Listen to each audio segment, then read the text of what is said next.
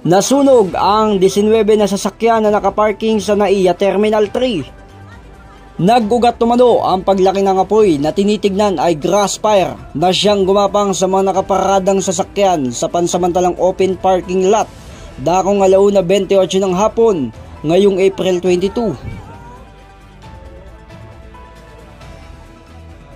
Ayon sa BFP Pasay, posible sa init ng panahon, sumiklab ang mga tuyong damo, dahilan para gumapang ito papunta sa mga sasakyan na nakaparada.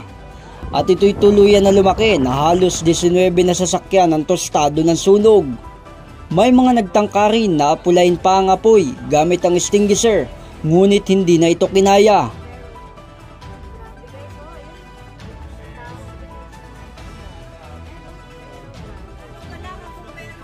Ating ding maririnig ang mga sunod-sunod na pagsabog sa mga nasusunog na sasakyan.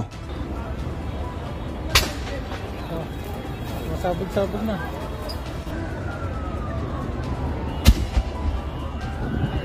Pinagpawisan naman ang mga may-ari ng sasakyan nang kanilang makita na tostado ang mga ito. Verification po. Verified grass fire po ito. So yung sunog po ay maaaring nagsimula sa damuhan at gumapang po papunta sa ating parking area. So kung titingnan po natin yung anggulo, maaari po itong nanggaling sa damuhan na malapit doon at maaari po itong kumalat. At yung pagsabog na sinasabi, maaari na rin po itong epekto ng pagkalat ng apoy doon sa mga sasakyan na nasa paligid po ng ating parking area. Po tayong reported injury or casualty sa ating fire incident. As to the damage po, pagdating po sa mga sasakyan na nadamay, meron po tayong 19 na sasakyan. At sa estimated cost of damage naman ay more or less 20 million po ang ating damages. As of now, ang aming advice po para hindi tayo makaabala sa ongoing fire investigation ng aming arson investigation team, iwasan po muna yung parking ng Terminal 3 para po magbigay daan sa umuusad naming investigasyon.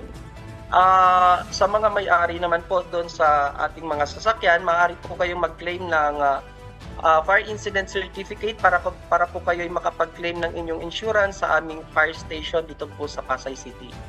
Git naman ng Manila International Airport Authority o MIAA na kaagad nilang tinawagan ang nagpapa-operate ng parking lot. Ang parking lot ay balak na tayuan ng gusali, pero kasalukuyan ay hindi pa rin naisasaayos ang proyekto. Nasunog na rin yung pulo.